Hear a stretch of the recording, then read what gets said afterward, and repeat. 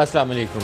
क्या आइंदा आम इंतखाबात वक्त पर हो जाएंगे या उसमें तख़ीर होगी? कौन से लोग केयर टेकर सेटअप का हिस्सा बनेंगे? और इलेक्टोरल रिफॉर्म जो डिस्कस की जा रही थी, क्या वही बिल की शक्ल में सामने आ रही हैं या उसके अंदर कुछ ऐसी खुफिया चीज़ है जिसके बायस कभी JUI से और कभी पाकिस्तान पीपल्स पार्टी से आज एहतजाज सामने आया कि ये बातें तो डिस्कस ही नहीं हुई। एक उसका सेक्शन है इलेक्टोरल रिफॉर्म बिल का, सेक्शन 230, उसका सब क्लॉज 2A, वो कहता है कि जो केयर टेकर सेटअप होगा वो डे टू डे फंक्शंस करेगा, policy decision, major policy decision नहीं लेगा अनलेस कि बहुत ही ज़रूरी चीज़ कुछ सामने आ जाए, और कोई इंटरनेशनल एग्रीमेंट्स और दूसरी चीज़ें उनके ऊपर वो अपना रोल अदा नहीं करेंगे। Basically just day to day functions perform करने हैं 60 रोज़ के लिए या 90 रोज़ के लिए, और आइंदा इंतखाबात की तरफ चले जाना। लेकिन जो अब तजवीज़ सामने आई है, जो मसवदा उसका सर्कुलेट कर रहा है, उसके मुताबिक 2A की शक्ल बदल जाएगी। केयर टेकर सेटअप एम्पावर्ड होगा कि इकॉनमी के हवाले से, इंटरनेशनल एग्रीमेंट के हवाले से, खा वो IMF से रिलेट कर रहे हों, FATF से रिलेट कर रहे हो, या उसकी कोई और पॉलिसी डायरेक्शन चेंज करनी हो, तो वो उसको भी फ़ैसला लेने के लिए अहल होंगे। ये एक ऐसी मुतनाज़ा शक्ल में चीज़ सामने नज़र आती है जिससे ये तासुर उभरता है कि जो निगरान आएंगे वो आएंगे तो 60 रोज़ या 90 रोज़ के लिए, लेकिन जाते हुए हो सकता है कि उनको ताख़ीर हो जाए। ताख़ीर अब कैसे होगी? ताख़ीर का जो सबब बयान किया जाता है, जो इस्लामाबाद में ख़ास तौर पर PTI के हलकों में जो चीज़ गर्दिश कर रही है कि इमरान खान को फ़िक्स करे बग़ैर, ये फ़िक्स का लफ्ज़ मैंने जानबूझ के बोला है क्योंकि PDM और इस्टेब्लिशमेंट दोनों की तरफ वो इशारा करते हैं कि वो दोनों पहले इमरान खान को फ़िक्स करेंगे, फिर इंतखाबात की तरफ जाएंगे। अगर फ़िक्स करने में ताख़ीर हुई तो फिर एक चीज़ बनी बनाई तैयार है, वो है सेंसस, जिसकी ऑफिशियल गज़ट नोटिफिकेशन होनी बाकी है। अगर वो गज़ट नोटिफिकेशन हो जाती है तो फिर हल्का बंदियों का एक अमल शुरू हो जाता है जो 4 से 4.5 माह मिनिमम उसको दरकार होंगे। तो इंतखाबी अमल जिसको अगर ये 2 रोज़ या 3 रोज़ 8 या 9 अगस्त को असम्बलीज डिज़ोल्व करते हैं तो फिर 8 नवंबर या 9 नवंबर से पहले पहले इंतखाबात करवाना आइनी तौर पर शर्त है। लेकिन अगर वो हल्का बंदियों वाला इशू आड़े आ जाता है और किसी कोर्ट से जाके मोहर लग जाती है तो फिर इंतखाबात 2024 के पहला जो फर्स्ट 3 मंथ्स होंगे उसमें किसी वक्त करवाने के लिए इनको गुंजाइश पैदा हो जाएगी। ये एक साजिशी सी थ्योरी है, जो गॉसिप है, ये इस्लामाबाद के ड्राइंग रूम में घूम रही है। और जो बड़े पॉलिटिकल प्लेयर्स हैं, कमाल की बात यह है कि तमाम जो सीनियर लोग हैं, सीनियर मोस्ट, जिनको एटलीस्ट ये जाना जाता है कि इनको पता होता है कि इस्टेब्लिशमेंट क्या सोच रही है, जो हुक्मरान है वो क्या सोच रहे हैं, वो भी लाइल्म है अभी तक, या यकीन नहीं है, उनको ट्रस्ट नहीं है कि जो चीज़ उनको बताई जा रही है ऐसे ही होगा या नहीं होगा। इसहाक डार का नाम PMLN की तरफ से काफ़ी टॉप लेवल के ऊपर घूम रहा है पिछले एटलीस्ट 4 हफ्तों से, कि उनको निगरान वज़ीर आज़म के तौर पर सामने लाया जाएगा ताकि जो IMF की एग्रीमेंट्स हैं उनको भी, और जो बायलैटरल सऊदी अरब, UAE, कतर, जो फ़ौज भी उसमें रोल अदा कर रही है, और चाइना के साथ जो लोन रोल ओवर्स वगैरह होने हैं, वो प्रोसेस आगे चलता रहे। ये इंटेंशन हमें बताई गई थी कि ये इंटेंशन है जिसकी वजह से तमाम स्टेक होल्डर्स, अब मुझे मालूम नहीं तमाम स्टेक होल्डर्स का वज़न कितना कितना इस पलड़े में है, लेकिन बताया ये गया कि वो इस बात के हामी हैं कि ये जो इकॉनमी की रिफॉर्म्स का प्रोग्राम है ये आगे चले, रुक ना जाए। तो इस वजह से डार का नाम आगे आया। तो डार के साथ कौन कौन आएगा? पीपल्स पार्टी उसमें से अपना यकीनन हिस्सा चाहेगी, JUIF वो अपना हिस्सा मांगेगी। तो ये निज़ाम आगे कैसे चलेगा? PTI क्या ऐसे अमल को कबूल करेगी या इसके ऊपर एक सवालिया निशान होगा और दोबारा एक फसाद वाली कैफियत पाकिस्तान के सामने होगी? ये 3-4 सवाल हमारे सामने हैं जिनको आज के प्रोग्राम में डिस्कस करने के लिए मेहमान शख्सियात में शामिल हैं। फैसल सीनियर सियासतदान है और मोहसिन शाहनवाज रांझा साहब PMLN से, दोनों को खुशामदीद कहता हूँ। वाडा साहब, पहले इसहाक डार साहब से शुरू करते हैं क्योंकि ये एक नया ट्विस्ट है कहानी में। आमतौर पर पिछले कुछ अरसे से हम इंतखाबात डिस्कस करते थे कि पंजाब में क्यों नहीं हो रहे या वहाँ क्यों नहीं हो रहे, तो हमें सबसे बड़ी लॉजिक PMLN की जानिब से दी जाती थी कि आइन कहता है कि एक न्यूट्रल सेटअप होगा मरकज़ के अंदर और सूबों के अंदर, और इंतखाबात एक रोज़ होंगे, तो उसके बगैर तो हम करवा ही नहीं सकते, और सेंसस भी हो रहा है। अब वही नून लीग कहती है कि नहीं, इसहाक डार को लगाएंगे तो इकॉनमी आगे चलेगी। क्या इसके ऊपर तमाम स्टेक होल्डर्स इस्टेब्लिशमेंट समेत ऑन बोर्ड हैं या नहीं है? बहुत शुक्रिया नदीम साहब। नदीम साहब, सबसे पहले तो ये कि मैं समझता हूँ कि इतनी तगड़ दौड़ और इतनी दिक्कत और इतनी परेशानी से गुजरने की क्या जरूरत है। इसी गवर्नमेंट को इंटरिम का नाम दे दें, इंटरिम चला लें, फिर इसी गवर्नमेंट को इलेक्ट कर लें और अगले 5 साल के लिए चल पड़े। तो ये तो टोपी ड्रामा हो रहा है ना। तो टोपी ड्रामे का तो कोई जवाब नहीं। उस वक्त वो सूट करता था, आज ये सूट करता है। ये नाम एक फीलर के तौर पे छोड़ा गया, इस पे एक बैकलैश आया, बैकलैश के अंदर पीपल्स पार्टी काबीना के अंदर हिस्सा मांग लेगी, सिंध में वो अपना चीफ मिनिस्टर मांग लेगी, JUI फिर बंदरबान इसके खालिक कौन है, इस आइडिया के खालिक कौन है? क्योंकि ये ट्रस्ट डेफिसिट भी है ना सर।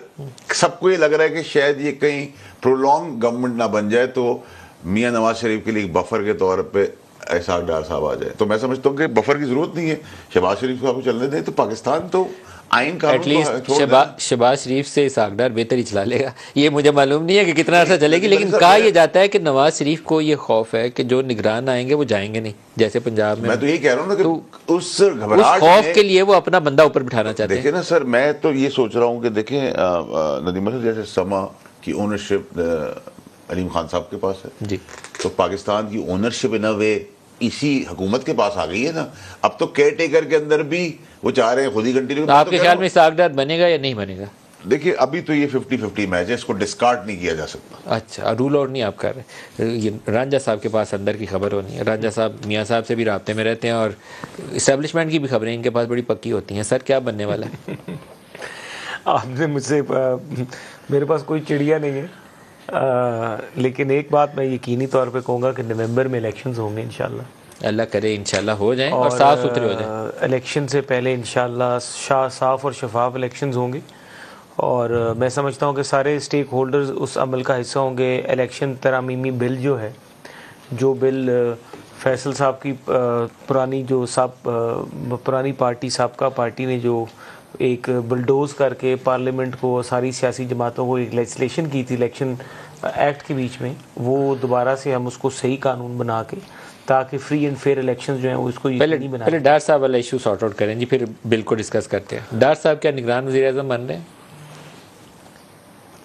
देखिए जहाँ तक मेरा इल्म है, क्योंकि ये जो फैसला है ये पार्टी की क़यादत करेगी मियां नवाज शरीफ साहब करेंगे। ये एक्चुअली नवाज शरीफ ही करेगा और इस्टेब्लिशमेंट से वो मुशावरत के साथ आगे बढ़ेगा। Shehbaz Sharif has nothing to do with that. ये नवाज शरीफ साहब का ही फैसला है और नवाज शरीफ साहब ही ये फैसला करेंगे।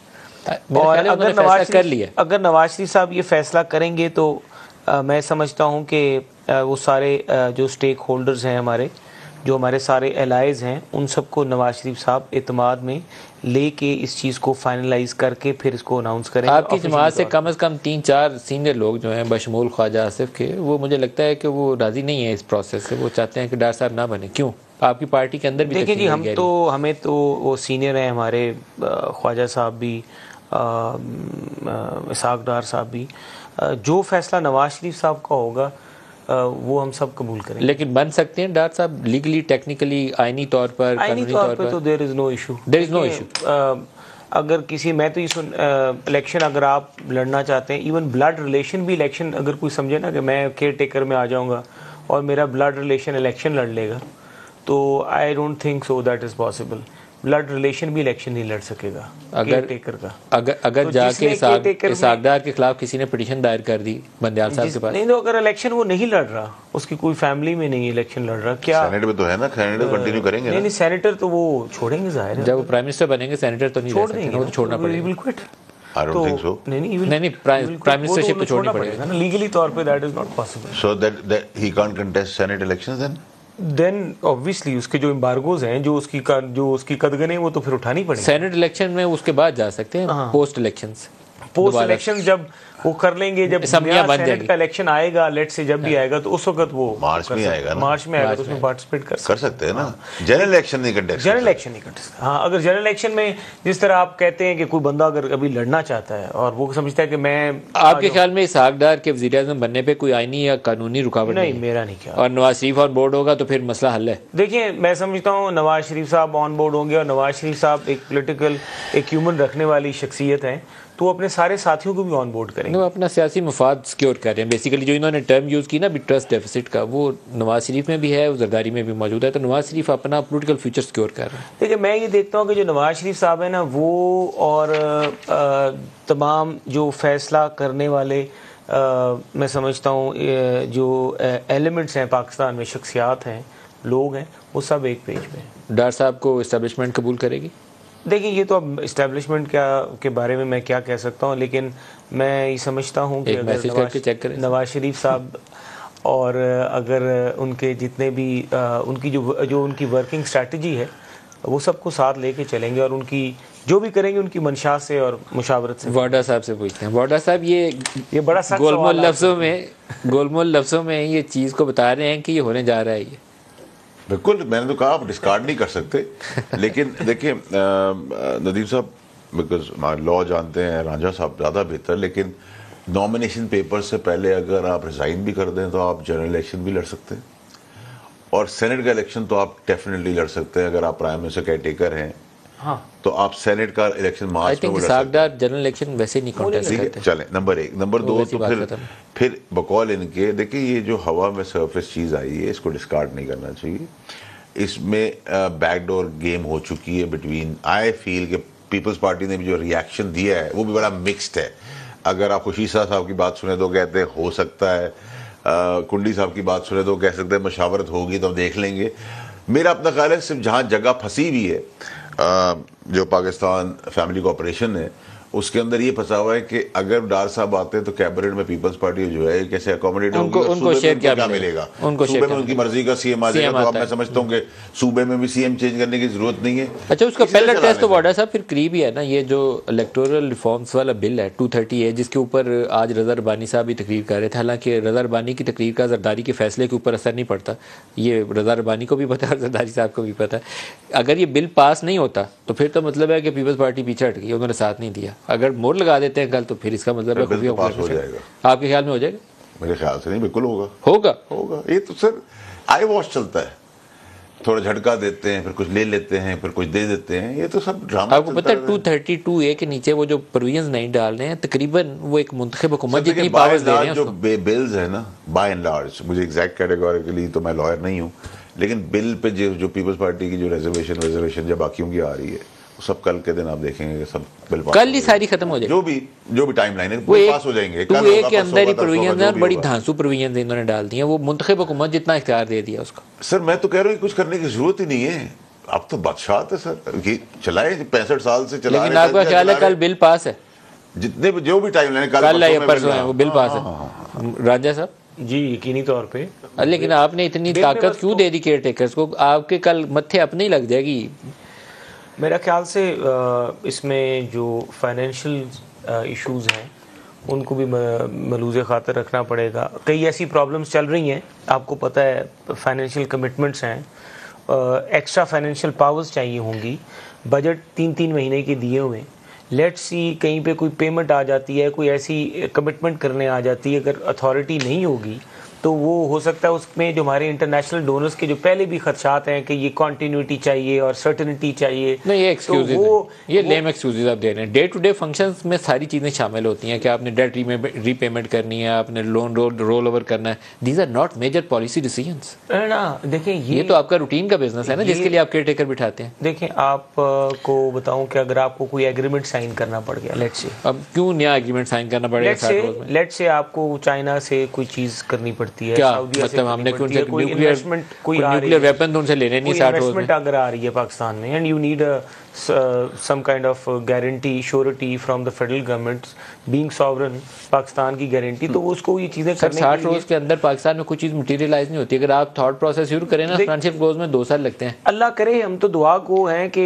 2 महीने में भी कुछ अच्छी चीज हो सकती है। ये इसके अंदर ना कुछ देयर इज समथिंग फिशी जो हमें पता नहीं है, जिसकी हमें स्मेल आ रही है कि आप क्यों इतना एम्पावर कर रहे हैं उसको। समझ ये नहीं आ रही, आप भी अपना कीमती वक्त ज़ाया कर रहे हैं। मुझसे राजा साहब से भी मुश्किल सवाल सर, इसी गवर्नमेंट को इसी तरीके से चलने दें केयर टेकर। ये चल रही है गवर्नमेंट, और वो जैसा 35 साल से यही मुल्क चलाते आए हैं सर। 90 बंदे हैं उनकी कबीना में चल फिर जो मासूम कल बच्ची का हाल हुआ है ना सर, वो आपने इशू अच्छा टेकअप किया, खुदा करे कि इंसाफ हो उस मामले में। नहीं, आज एफआईआर तो कट गई अलग हुक्म से, तो एफआईआर का नतीजा निकलना चाहिए। नतीजा तो वही होगा, या बेल बिफोर अरेस्ट दे दी जाएगी या 1 घंटे बाद उनको बेल दे दी जाएगी। कोई गरीब का बच्चा है। एक बच्ची पहले भी थी ना, तैयबा शायद उसका नाम था, जिसके साथ ऐसे जुल्म हुआ। देखिए नदीम अली साहब, उस जो बच्ची का जो हाल है, मासूम ने, अल्लाह उसकी सेहत आप जल्दी करे, हमारे भी बच्चे एग्जैक्टली जो उस बच्ची के हाल और शक्ल हुई भी है, मार मार के जो जज की बीवी ने, वही एग्जैक्ट कॉपी पेस्ट करें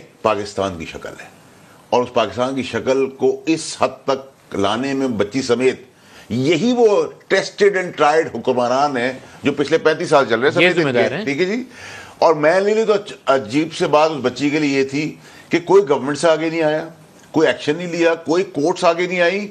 ये 13 पार्टियों ने तो दिखाई बेहिसी, वो जो दावेदार थे पीटीआई वाले, उनमें से भी किसी ने एक लफ्ज इस बच्ची के लिए बोला, ठीक है। ये शर्मनाक बात है, ठीक है। ये ही पाकिस्तान का हाल इन्हीं भयानक लोगों ने बनाया था, यही भयानक और चेहरा करने जा रहे हैं इस मुल्क का। और आपको मैं बार बार कहता हूं कि जिन लोगों के अपने फ्रेम टेढ़े हैं, जो खड़े नहीं हो सकते, जब सोफे पे बैठते हैं तो एक आदमी सीधा करता है सर, जो आंख से फोन नहीं खोल सकते, वो पाकिस्तान को का फ्रेम ठीक करेंगे, पाकिस्तान को खड़ा कर देंगे। एक्सपायरी डेट को भी एक्सपायर हुए कई बरसों हो चुके हैं, वही 6-8 लोग टहलते, कंधा पकड़ते, हाथ चलते। आपके ख्याल में ये निकम्मे हैं सारे पीडीएम? सर देखिए, इस एज की तो मैं बात ही नहीं कर रहा ना। Give others a chance.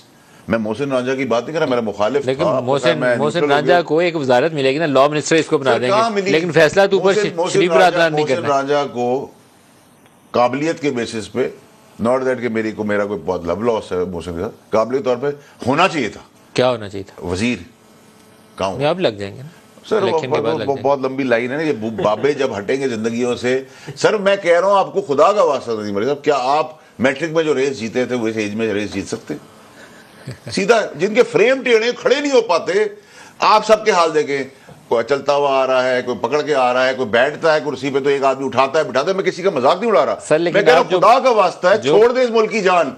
अब इस मुल्क का जितना फ्रेम टेढ़ा आपने किया समेत आपके अपने टेढ़े फ्रेम के, अब किसी को सीधा करने की भी इजाजत दे दें। रांझा साहब से पूछना है। रांझा साहब देखिए, मैं एक बात ज़रूर कहूँगा कि जहाँ तक अगली गवर्नमेंट की, मेरी फैसल साहब से ये बात अक्सर ये हमारी होती भी है कि आगे कौन लोग आएंगे, क्या टीम होगी, प्रोग्रेसिव टीम होगी, डायनामिक होगी, इसमें स्पार्क होगा कि नहीं होगा। तो मैं इनको हमेशा से यकीन दिलाता हूँ कि मुस्लिम लीग नून की, लेकिन ये मेरी बात से इख्तलाफ करते हैं, ये कहते हैं नहीं होगा, मैं कहता होगा। चले, हम तो होपफुल हैं कि अब जो भी टीम आएगी इंशाल्लाह ताला वो फुल ऑफ स्पार्क टीम होगी, और उसमें से बहुत कम लोग होंगे जिनको सहारा दे के उठाने बिठाने की ज़रूरत होगी। मेरा ये ख्याल है कि बिल्कुल आपको 1-2 ही रह जाएंगे वो सारा सर वो सारे शेख रशीद साहब वो बोला करते हैं इस तरह की चीजें कि ना प्लग शॉट ने ना कचरा आया है, वो आपकी लीडरशिप में वही आने हैं दोबारा। तो इस दफा लेकिन सर वही आने हैं दोबारा, देख लीजिए, कोई नहीं आना। देखिए, अगर तहरीक इंसाफ ने हमें क्यों बाईपास किया सर? 1990 से आप लगे हुए इसी चक्कर, उसने यूथ को कैप्चर किया, यूथ। और हमारी पार्टी खुद ये रियलाइज कर रही है। Maryam Nawaz is entirely working on the youth and she wants to bring a new team जो कि यंग लोगों में, डायनामिक लोगों पे, प्रोग्रेसिव लोगों पे मुश्तमिल हो, साफ सुथरे लोगों पे काम करने वाले, कमिटेड लोगों। सर ब्रेक करीब आ गया and she is working on that, और हम होप ये करते हैं कि चीफ ऑर्गेनाइजर जो है वो इस लाइन पे काम करके वो ऐसे लोगों को लाने के लिए आगे भरपूर जोर लगाएंगे। सर मैं ब्रेक ले लूं, ब्रेक से वापसी पे आप दोनों से पूछूंगा कि 10 अप्रैल 2022 से पहले मरियम इस पोजीशन में थी या पिछला 1 साल पावर में रहने के बाद अब मरियम इस पोजीशन में है? मेरे ख्याल में जो पोजीशन 10 अप्रैल से पहले थी, आप वो पिछले 1 साल में मुकम्मल तौर पर उनके चचा की मेहरबानी से गवा चुके हैं। तो अल्लाह खैर करे। ब्रेक ले लें, वापसी पे पूछता हूँ, आप तैयारी करके रखिए। ब्रेक ले लें जी, हमारे साथ रहिए। प्रोग्राम में दोबारा खुशामदीद कहते हैं। आज मुख्तलिफ़ जगहों पे ख़बरें ये छपी हुई हैं कि फ़रा ख़ान या फ़रा गोगी जो भी कह लें, जिसका ताल्लुक़ बुशरा बीबी के साथ था, इमरान खान की अहलिया के साथ, कि वो जल्द ही वादा माफ़ गवाह बनेंगी और गवाही देंगी इमरान खान या बीबी के ख़िलाफ़।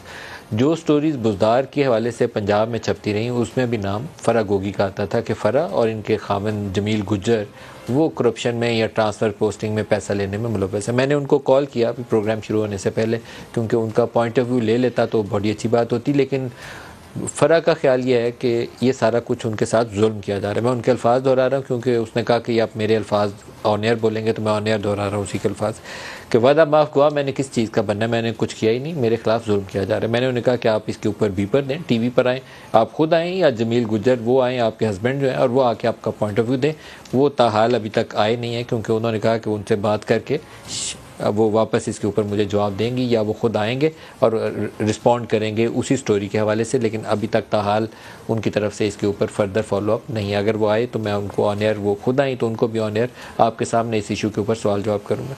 फैसल बॉर्डर सर, एक प्रेडिक्शन आपकी भी होती है कि PTI के अंदर से जल्द लोग वादा माफ गवाह बनने वाले हैं। फरा भी PTI के अंदर का हिस्सा है, बल्कि फैमिली के बहुत करीब थे। आपके ख्याल में कुछ ऐसा होने जा रहा है? देखिए नदीम अली साहब, मैं फरा के से रिलेटेड तो कोई बात नहीं कर सकता अभी फ़िलहाल, लेकिन मैं आपको ये ज़रूर बता सकता हूँ कि फरा एक छोटा नाम है। इससे बहुत बड़े बड़े वादा मावगा आइंदा आने वाले दिनों में आपको नज़र आएंगे। तो ये तो कोई रॉकेट साइंस की बात नहीं है, सभी आएंगे। कुछ चीज़ें हैं वो इमरान के लिए शायद बहुत बड़ा शौक पहले भी थी और भी बनेंगे। जैसे बुज़दार ने जो कुछ किया, जिसके लिए 4 साल उसने हर एक बंदे से लड़ाई ली। महमूद खान 2 दिन बर्दाश्त नहीं किया और वो जो कुछ उसने किया। आज़म खान जो उनके करीब 3 ट्रस्टेड जाने जाते थे, सारे मामला प्रिंसिपल सेक्रेटरी के तौर पर हैंडल करते थे, उन्होंने जाके जो बयान दिया उसकी तफसील तो हमारे सामने नहीं है अभी तक, लेकिन यही मेरे ख्याल में कि वो 164 का बयान ही देते हैं, काफ़ी बड़ी बात है। ये कुछ अजीबो गरीब नहीं है? इमरान खान के अपने साथी सारे उसको डंप करके। इमरान खान साहब की एक क्वालिटी ये भी है कि वो इंसान को टिश्यू पेपर की तरह यूज़ करके बिन में फेंकना भी जानते हैं।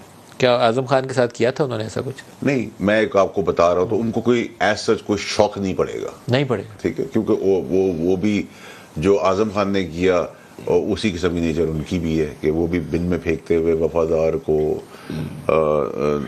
नमक हलाल को, नमक हराम को, सबको एक ही जो टॉप टियर था PTI का 5-7 जो उनकी किचन कैबिनेट कह लें, क्या उसमें से कोई वादा माफ गवाह बनेगा? तो बन चुके हैं ऑलरेडी नदीम मलिक साहब। कौन कौन? जिन आप 4-5 के नाम ले रहे हैं वो सब बन चुके हैं। अब मैं आपको ये जरूर बता सकता हूँ कि जिन 4-5 का जिक्र आप कर रहे हैं वो तो बन चुके हैं, वो तो ऑलरेडी बने हुए हैं। उनका प्रॉब्लम ये हुई कि वो ना 3 में रहे ना 13 में रहे, प्रॉब्लम ये हो गई। लेकिन अगर वो जाके अदालत में बयान दे देते हैं वो साइफर के हवाले से या किसी और मामले में, तो then it's a serious trouble. It is already a serious trouble. फिर इमरान को बहुत मुश्किल होगी। देखिए नदीम अली साहब, अनफॉर्चुनेटली देखिए जो टॉप टियर वाली मीटिंग थी ना, मैं अब नाम लेके आपसे बोलता हूँ, उसमें शाह महमूद बैठे थे, असद उमर बैठे थे, शीरी मज़ारी बैठी थी, या इसी तरह के बड़े बड़े नाम थे। परवेज़ खट्टक का नाम ले लेंगे कि वो वज़ीर दिफा के तौर पर थे या कुछ थे। उनमें से अगर किसी ने जाके 164 के बयान के नीचे कुछ चीज़ें जाके वहाँ बोल दी तो वो तो चार्जशीट बन जाएगी। बन चुकी है चार्जशीट।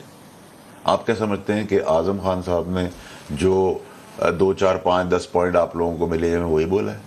आज़म खान साहब ने, मैं समझता हूँ कि उन्होंने आगे बढ़ के इन अ वे पाकिस्तान की, शायद इमरान खान साहब गलत कर दिया लेकिन पाकिस्तान की खिदमत की है, जो बातें वो कर गए। आज़म खान ने पाकिस्तान की खिदमत की। मैं आपके शो पे आज़म खान के बयान आने से पहले आपको 4-5 दिन 10 दिन पहले बोल चुका था आपके शो पे। और मेरा ख्याल है उनका हो सकता है मुमकिन तौर पर वीडियो स्टेटमेंट भी आ जाए।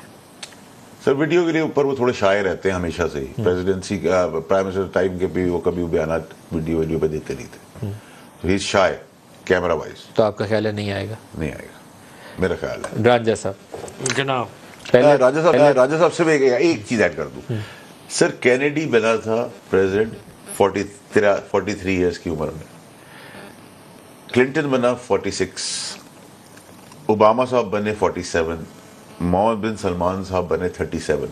क्या हमारी किस्मत में 787 और 77 और 87 के वो जो फिजिकली 207 पे हैं दिमागी तौर पे भी, ये हमारी किस्मत में पाकिस्तान की तकदीर में रह गया। जिसको आप लुटेरा बोलते थे, जिसको आप चोर बोलते थे, जिसने वाकई में मुल्क खा गए, वो सब के सब आज फिर पाकिस्तान ठीक करेंगे। सर जिसको आप यूथ का नुमाइंदा कहते थे इमरान खान, वो भी 70 साल के। सर देखिए उसकी 70 साल की उम्र में भी उसकी 45 साल वाली फिटनेस थी। तो इसका मतलब अगर फिजिकली फिट हो 70 वाला तो वो ओके है। नहीं, मैं तो खिलाफ हूँ दौड़ लगवा के उसका टेस्ट ले लें, दूसरों को चांस दें दिमागी तौर पर। सर जो असूली तौर पे आप बात कह रहे हैं, असूली तौर पे बात आपकी ठीक है। ये जो खानदानी विरासत का निज़ाम है ना, ये रांझा साहब की पार्टी में भी, पीपल्स पार्टी में भी, और इवन आपका जो सेंट्रल कंट्रोल था इमरान खान का PTI के अंदर, उसके आगे कोई ऊंची आवाज नहीं बोल सकता। बात क्या है, एक तो ये वो शक्लें हैं जिनको हम 80 साल से बेयर कर रहे हैं, बर्दाश्त कर रहे हैं, जिनके अपने फ्रेम टेढ़े। सर ये इनमें से लोग हैं जो आंख से टेक्नोलॉजी में आईफोन को नहीं खोल सकते, ठीक है सर। लेकिन सर मजे की बात क्या है, इनकी अभी खत्म नहीं हो रही कि इनकी नेक्स्ट जनरेशन, इनकी औलाद वो अब सामने आएगी, वो 70 साल हम बेयर करेंगे। राजा साहब, ये जो विरासती निज़ाम है, इसके तहत जब तक अल्लाह उनकी सेहत ज़िंदगी उनको किसी के लिए बुरा नहीं चाहना चाहिए कायम रखे, तब तक तो वो इक़्तिदार में रहेंगे। उसके बाद उनके बच्चों की बारी है। आप लोगों की बारी नहीं लगनी, टिकट नहीं लगना आपका। देखिए, यही आप लोगों की सियासी जमातों के अंदर गैर जमहूरी सोच है जो हावी है। एक आपको मिसाल देता हूँ, आपके सामने है एग्जाम्पल शाहिद खाकान अब्बासी साहब की, मजबूरी के आलम है। आपके सामने कई ऐसी और मिसालें भी। मैं शाहिद खाकान अब्बासी की पूरी आपको स्टोरी सुनाता हूँ। गुलाम हैदर वाई की मिसाल है। नहीं सर, उसके साथ भी, वाई के साथ भी जो कुछ आपकी पीएमएल ने बाद में किया था, पूरी पार्टी आपकी चली गई थी उनके साथ, भट्टू साहब के साथ। पार्टी नहीं गई थी, देखो तो सियासी हालात है, लेकिन हमारी पार्टी। मैं आपको शाहिद खाकान की पूरी स्टोरी बताता हूँ हमेशा से, मैं सुनाता हूँ। शाहिद खाकान अब्बासी को वज़ीर-ए-आज़म बनाया गया जब नवाज शरीफ डिस्क्वालीफाई हुए। 4 नाम लेकर, आई थिंक आपके वो जो कॉलम भी लिखते हैं अखबार के अंदर, सिद्दीकी साहब, इरफान सिद्दीकी साहब जनरल बाजवा के पास गए कि इनमें से कौन सा नाम होगा जिसके ऊपर इस्टेब्लिशमेंट को इतराज़ नहीं होगा। तो उन्होंने पूछा कि नाम किसकी तरफ से आए हैं, पार्टी की तरफ से या आप खुद तजवीज़ कर रहे हैं। उन्होंने कहा कि नहीं, ये पार्टी की लीडरशिप ने भेजे हैं। उसके अंदर शहबाज शरीफ का नाम शामिल नहीं था, क्योंकि उस वक्त फैमिली के अंदर चचा को वो बारी देने की रिवाज ही नहीं थी। और मैंने ये बहुत सीनियर मोस्ट एक ऑफिशियल से जो उस वक्त हाजिर सरवस थे, वहाँ मौजूद थे, उनसे लफ्ज़ ब लफ्ज़ कहानी की पूरी तफसील सुनी है इसकी, कि शहबाज शरीफ का नाम डालना फैमिली का फैसला नहीं है। इस वजह से सिर्फ उसको, क्योंकि चचा की मुखालफत थी, खाकान को बारी मिली, नहीं तो आप खुशी से ना देते उसको बारी। नहीं, देखिए मेरे पास तो ये था कि शहबाज शरीफ साहब को कहा गया था और उन्होंने उस पे इसलिए कहा था क्योंकि पंजाब में हमारा फोकस ये था कि शहबाज शरीफ साहब को अगर हम पंजाब से एग्जिट करवाएंगे तो हमारी जो पंजाब में उनकी जो पूरी सर, ये आप जस्टिफिकेशन दे रहे हैं, मैं उस मीटिंग का अहवाल बता रहा हूँ। मैं ये हकीकत है, मैं मीटिंग का अहवाल बता रहा हूँ। आप अहवाल बता रहे हैं, आपके भी जराए हैं, मेरे भी जराए हैं। मेरे जराए मुझे ये बताते थे कि शहबाज शरीफ साहब ने खुद कहा था कि मैं नहीं बनूंगा, बिकॉज पार्टी ने जो पंजाब में से हमारा तो पावर स्ट्रक्चर जो है स्ट्रॉन्ग। सर एक बात मैं आपको कहूँ, और हमने पंजाब में से सीटें जीतनी थी मैक्सिमम। चचा को वज़ीर-ए-आज़म ना बनाने का फैसला नवाज शरीफ का, देखिए, दुरुस्त फैसला था। उसको पता था कि ये पार्टी एक साल में डबो देगा। अब आप जाए मरियम वाले सवाल के ऊपर। मरियम 10 अप्रैल 2022 से पहले पंजाब में इफेक्टिव थी या 15 माह की आपकी हुकूमत के बाद पंजाब में इफेक्टिव? तहरीक इंसाफ, सच बताइए। साल इतना कहते हैं, नहीं सच बताइए, शीन निकलेगी 15 माह में, नून में शीन निकली, तहरीक इंसाफ में से अलिफ से लेके ये तक सब कुछ गायब हो गया। सर 15 माह में जो आपने हुकूमत की, उसके बाद आप पंजाब में नीचे गए कि ऊपर गए? देखें, हाँ हमें पता है कि सख्त फैसले थे ना, महंगाई थी, प्रॉब्लम्स थी। नवाज शरीफ साहब की ये राय थी कि आप फौरी तौर पे इलेक्शन में चले जाते हैं, लेकिन चचा की ख्वाहिश थी ज़ाते उस्मा ले। नहीं, नवाज सिर्फ उनकी नहीं, हमारे पार्टनर्स की भी, हमारे अलायंस की, पीडीएम के लोगों की भी, पीपल्स पार्टी को तो फायदा हुआ। आपने क्या लिया? ठीक है, हमने उस वक्त क्या किया, हमने कहा कि जी हमें, ये हमारा नारा स्लोगन चला ना कि हमें रियासत बचानी है, हमें सियासत नहीं करनी। ये सही नारा नहीं। ये हकीकत है। शहबाज शरीफ के केस सिर्फ में फारिग हुए हैं, अपना मैंडेट जो था। लेकिन आज देखिए ना, पाकिस्तान को डिफॉल्ट का खतरा खत्म है। सर इससे बेहतर होता पाकिस्तान। 8-9 महीने आने इससे पाकिस्तान ज्यादा अच्छा होता अगर आप ये बेचकीनी दरमियान में 15 माह ना पैदा करते। लेकिन उसके बीच में हमारे मोहतरम कुछ किन का मैं नाम लूं जिन्होंने ये शब खून किया। ब्रेक ले लें, ब्रेक करीब आ गया जी, जो सारे इसमें रिस्पॉन्स हमारे साथ रहिए। प्रोग्राम में दोबारा खुशामदीद कहते हैं। एक राजा साहब से सवाल का जवाब पूछने की कोशिश की थी, जवाब नहीं आया।